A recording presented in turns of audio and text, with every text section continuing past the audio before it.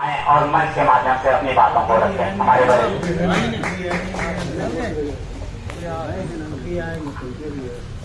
चलिए आगे बुलाना चाहूंगा मैं अपने रामानुज तिवारी जी को, जो हमारे वरिष्ठ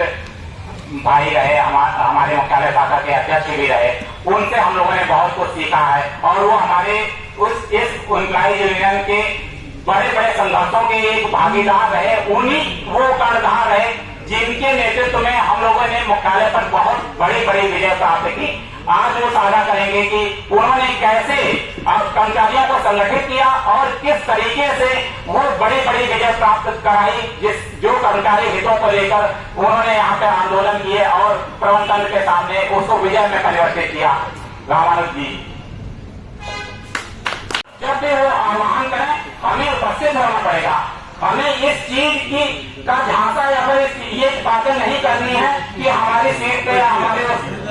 बहुत ज्यादा काम है, हम यहाँ उपस्थित नहीं हो सकते, क्योंकि यहाँ बहाना बनाने वाले बहुत सारे लोग हैं जो ये कहते हैं कि अरे हमारी सीट पर तो बहुत सारा काम है, मैं यहाँ उपस्थित नहीं हो पा रहा हूँ, सब थोड़ा सा देख लीजिए। जब उनके पास जाओ तो वो कहीं कमरे में दर्शन करते हुए या फिर किसी दूसरी चीज को करते हुए उनके अधिकारी बैठा भी नहीं होगा, लेकिन वो यहाँ तक ये बड़ा सब तक उपस्थित होना नहीं पसंद करते। तो इस तरीके से वो अपना नुकसान कर रहे हैं, ना कि संगठन का नुकसान कर रहे हैं। इसलिए अगर सभी मांगों को पूर्ण कराना है तो मेरा पुनः विनम्र निवेदन है सभी कर्मचारी भाइयों से कि वो समय से सभा स्थल पर उपस्थित हों। अब इस क्रम में मैं बुलाना चाहूंगा अपने केंद्रीय अध्यक्ष भाई केशव झा जी को कि वो आए और मंच के माध्यम से आप सभी लोगों का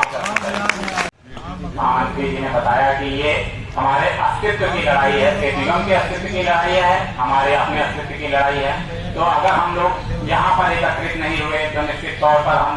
कहीं ना कहीं अपने संघर्ष में असफल ही रहेंगे, सफल नहीं हो पाएंगे। इसलिए अगर हमें सफल होना है तो हमें संगठित होकर अपनी अस्तित्व की लड़ाई के लिए एकजुट होना पड़ेगा और हमें इस संगठन के मंच पर, उत्तर प्रदेश राज्य एम्प्लॉइज यूनियन के मंच पर आकर खड़ा होना पड़ेगा और हमारे केंद्रीय अध्यक्ष भाई सज्जा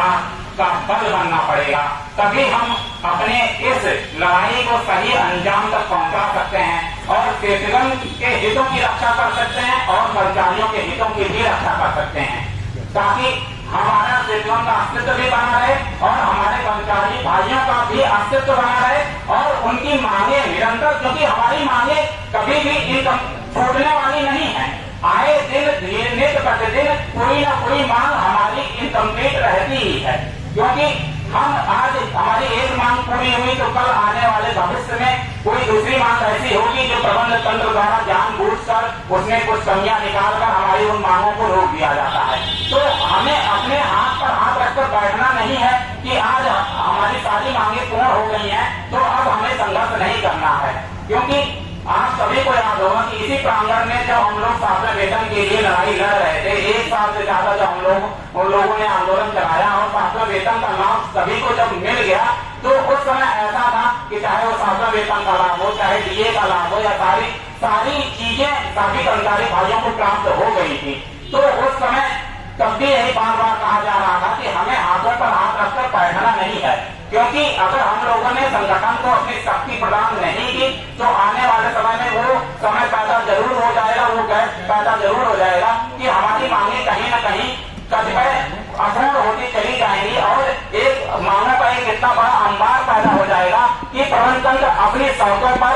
दिन प्रतिदिन एक मांगों को पूर्ण करेगा और फिर एक लंबी लिस्ट मांगों की हमारी अपूर्ण रह जाएगी। इसके लिए अगर हमें सारी मांगों को पूर्ण कराना है तो संगठन